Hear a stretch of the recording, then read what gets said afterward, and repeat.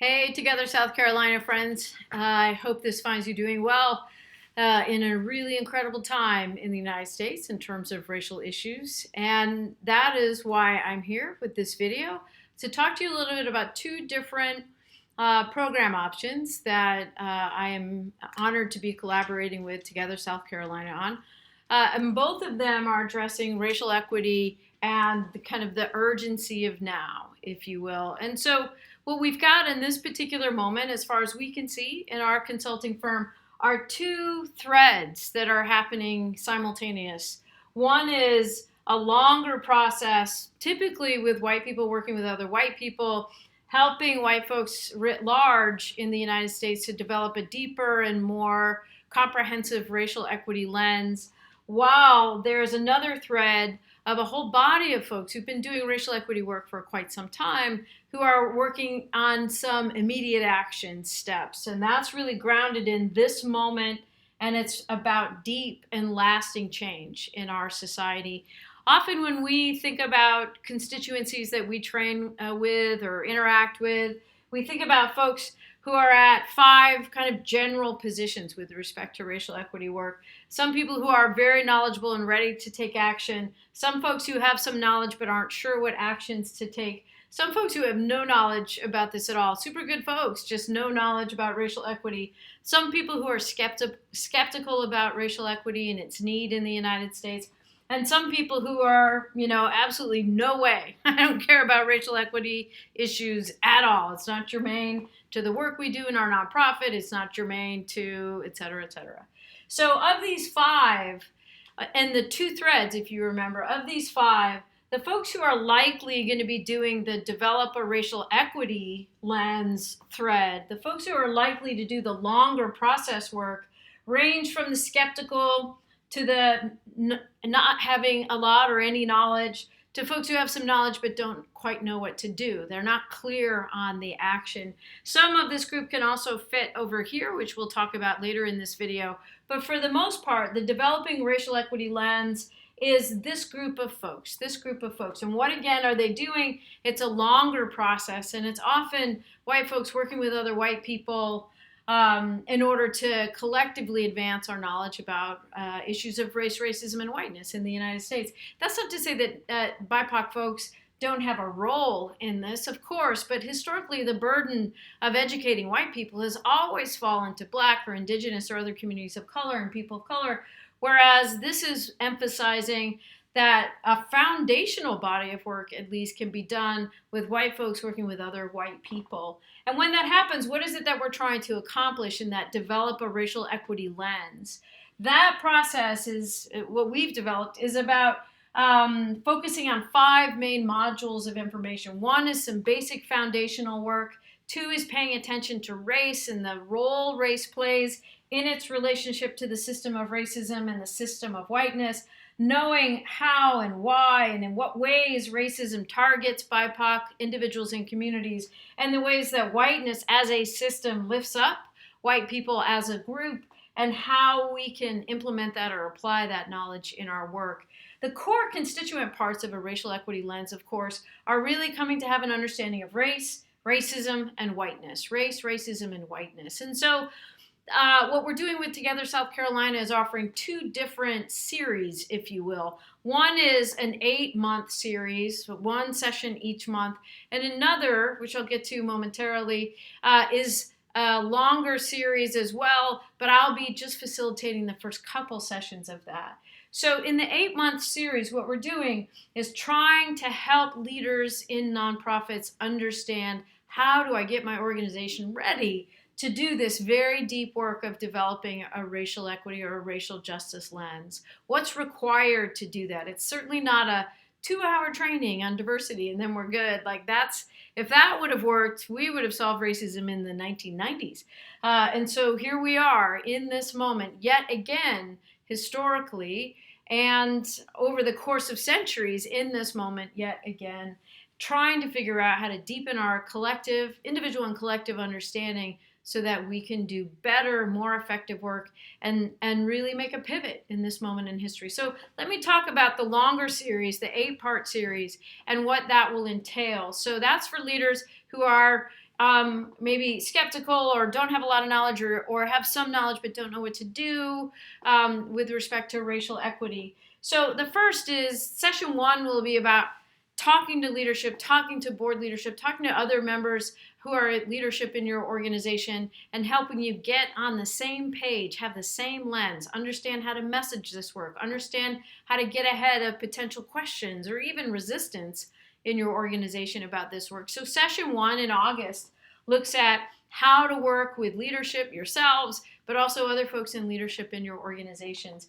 Session two in September is about how to develop, train, and support an internal team that will do this work within your organization, and how that internal team can also help you set priorities and advance a learning agenda and look at culture and climate within your organization.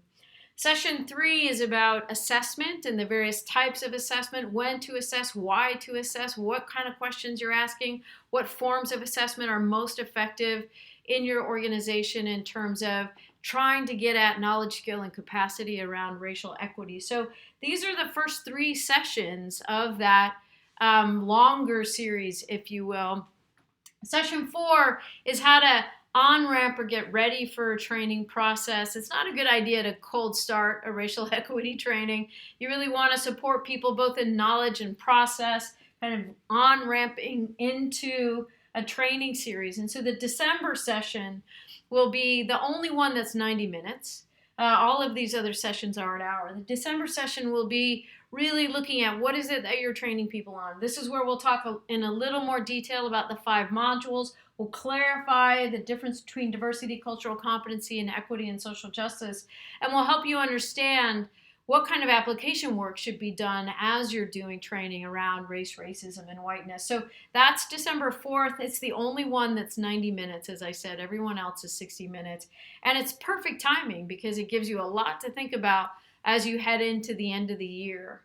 In January, we'll work on how to know what you've learned from a training series. How do you post-assess? What are the general steps if you're here developmentally, or if your staff is here developmentally, or if your members are here and your board is here? So what's next? What's next?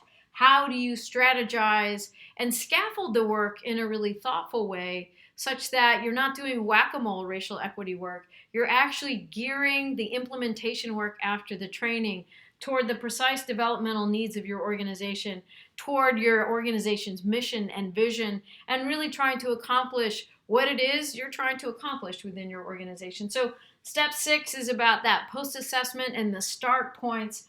And then the 7th session really looks at 3 levels of implementation that we suggest as a consulting firm with the organizations that we work with. Step 7 is about cascading the implementation so that it can stick, if you will. That's not a very technical or academic term, but you want it to stick. You've done all this work. You really want it to pay off. And so the first level of implementation is culture and climate. We actually call that interpersonal infrastructure work, making sure that you've got processes and your culture in place, and your culture and climate is shifting in such a way that it can support heavier conversations about the racial realities in the United States and the racial realities within your own organization. As that gains traction, notice that you then pick up implementation on the next level, which is about internal policies, practices, and procedures. And that's designed to help you kind of be it before you tell anybody else how to be it. You need to be it. So you're kind of working on culture and climate, and in that context, you then begin to adjust internal policy. And we'll go over in that session how to strategize and prioritize some of those policy choices. And then the third bit, notice both are underway here, and as the implementation of internal policy has gained traction and the culture and climate still has traction, that's when you move to your external facing work. Members or programming, external facing programming, are really starting to take a hard look at some of the organizations that you want to collaborate with or build coalitions with. So the longer series is 8 sessions long, so notice that these are only 7 phases or 7 steps. The 8th is a bit of a wrap up and some feedback and some assessment or analysis, or just some general framing that will send you into back to your organizations rather, so that you can start to think about how concretely are we going to apply this work. So if you're trying to develop, if you're the first strand, the first thread, develop a racial equity lens, then this is the work that you would want to do.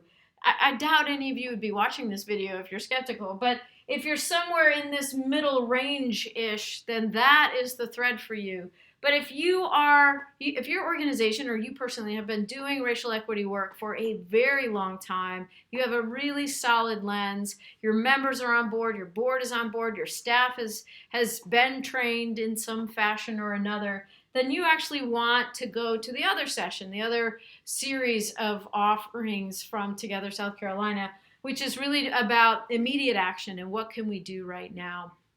As I said, I will facilitate the first 2 sessions of that, and then there'll be internal facilitation from that point forward, which is fantastic because I can share some basic framing, but I certainly don't know the culture and climate of South Carolina. You do, and so you really want folks more on the local side to be adding a lot of depth and complexity and breadth and examples and case studies to this immediate action conversation. But what we will present in the first and talk about and process, and then in the second session work with a little more concretely, is this very basic framework that we have been using to help organizations start to think about how do we take action on this and stay focused. And so it's got 4 basic steps: wake up, catch up, show up, and clean up. Wake up is not the full in-depth study of race, systems, and history in the United States.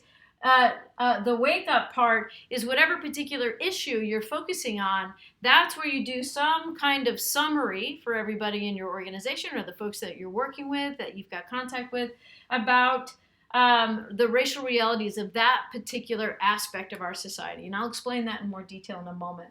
The catch-up, or what are the current kind of racist policies or procedures or practices in this current moment within that example or that aspect of our society.